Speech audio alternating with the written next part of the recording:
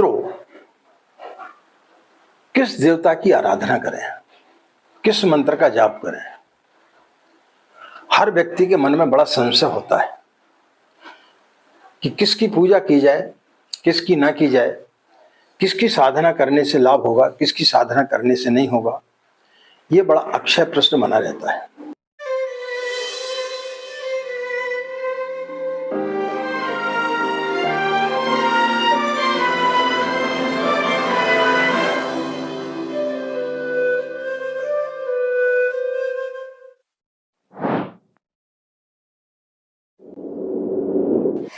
हमारे आत्मी संसार में अनेक देवी देवता हैं, अनेक मंत्र हैं और उनको मानने वाले भी लाखों करोड़ों हैं। कोई किसी देवता की पूजा करता है, कोई किसी देवी की पूजा करता है, कोई किसी मंदिर में जाता है, कोई किसी मंत्र का जाप करता है। कुछ लोग जो भक्त पंथ वाले होते हैं वो राधा कृष्ण के बारे में बताते हैं और उनके बारे में बताते बताते थकते नहीं हैं। लेकिन जो तर्कशील व्यक्ति होते हैं उनके मन में समझ में नहीं आता कि हम किस ओर जाएं। कोई भगवान शिव के मंदिर में जाता है, उनकी आराधना करता, कोई भगवान गणेश की करता है, कोई माँ दुर्गा की करता है, कोई लक्ष्मी की करता है, कोई भगवान विष्णु की करता है, कोई हनुमान जी की आराधना करता है। और कुछ ऐसे भी देवी देवता हैं जिनको पहले कभी नहीं जाना जाता था लेकिन अचानक प्रकट हो जाते हैं। तब लोगों को समझ में नहीं आता कि किस मंत्र का जाप किया जाए, किस देवता की शरण में जाया जाए। अनेक पंथ हैं, अनेक संप्रदाय हैं। जैन धर्म, बौद्ध धर्म है, अहिंसा परमो धर्म है। लेकिन कुछ ऐसे पंथ हैं जिनमें बलि प्रथा बहुत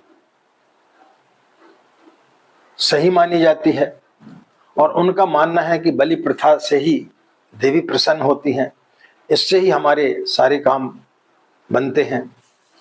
कोई निराकार की साधना पर जोर देता है, कोई मूर्ति की साधना पर जोर देता है।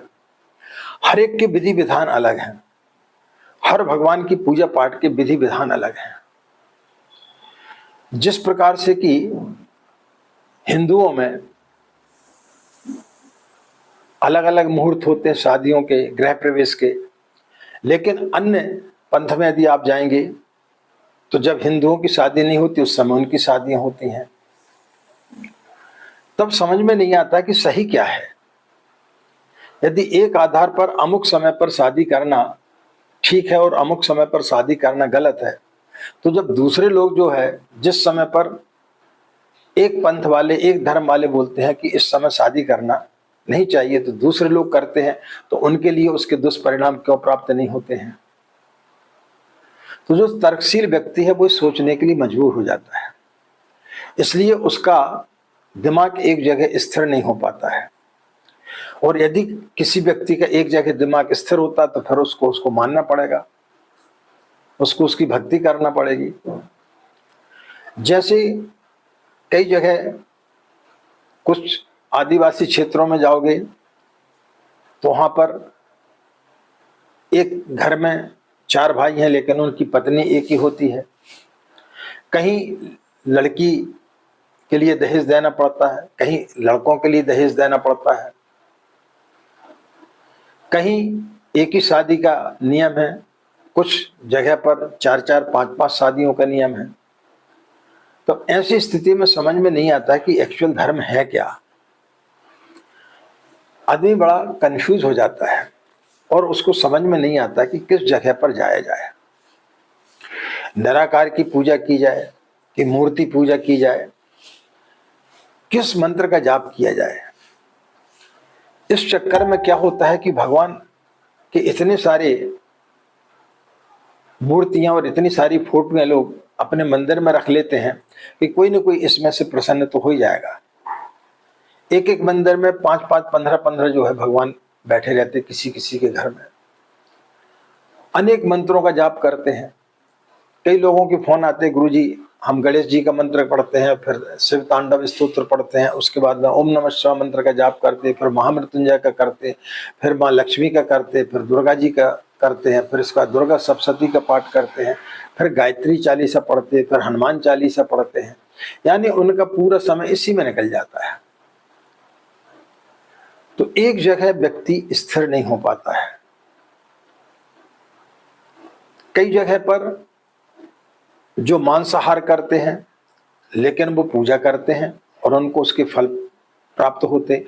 बंगाल की तरफ यदि चले जाएं तो मांस वहां पर खाना अनिवार्य है, लेकिन इसके बावजूद भी वहां बड़े बड़े संगीतज्ञ निकलते हैं, अच्छे अच्छे गायक निकलते हैं और बहुत सारे संत महात्मा भी वहां से निकले, जिसमें रामकृष्ण परमहंस एक है। लेकिन किसी पंथ में, किसी संप्रदाय में मांसाहार करके साधना करना वर्जित है। अब ऐसी स्थिति में व्यक्ति बड़ा कंफ्यूज हो जाता है कि एक जगह साधना करना में इस चीज निषेध नहीं है, दूसरी जगह निषेध है। ऐसा क्यों है? सूर्य गतिशील है व गर्म है, ये सारे लोग जानते हैं, वैज्ञानिक भी इस चीज को मानते हैं। तो सार्वभौमिक सत्य है। इसी प्रकार से धर्म और पंथों में यदि एक राय बनती तो फिर सभी लोग एक ही परमात्मा का पूजन करते, एक ही चीज की पूजन करते। लेकिन ऐसा नहीं है। ब्राह्मण ग्रंथों में एक कथा आती है कि यदि प्रलय आ जाए और सारे चीजें नष्ट हो जाएं, तब फिर व्यक्ति के पास में क्या बचेगा? तब आदमी के पास में विवेक बचता है। यदि जिसके पास में विवेक बचता है वो पुनः इस दुनिया में वो सारी चीजें कर सकता है जो प्रलय के पहले थी। लेकिन जहां तर्क है, तर्क वेश्या के समान होती है, जो कहीं स्थायी रूप से नहीं टिकती, वो हर किसी की गोद में बैठ सकती है। लेकिन विवेक एक ऐसा है जो व्यक्ति को सही दिशा दिखाता है। और विवेक का जो मंत्र है, धियो यो नः प्रचोदयात्, ये किसका मंत्र है? ये गायत्री का मंत्र है। ओम भूर्भुवस्व तत्सवितुर्वरेण्यम भर्गो देवस्य धीमहि धियो यो नः प्रचोदयात्। यानी जो हमें सन्मार्ग की ओर ले जाता है, हमारी बुद्धि को अंदर विवेक, ऋतम्भरा, प्रज्ञा जागृत करता है, ऐसे देवता की शरण में जाना चाहिए।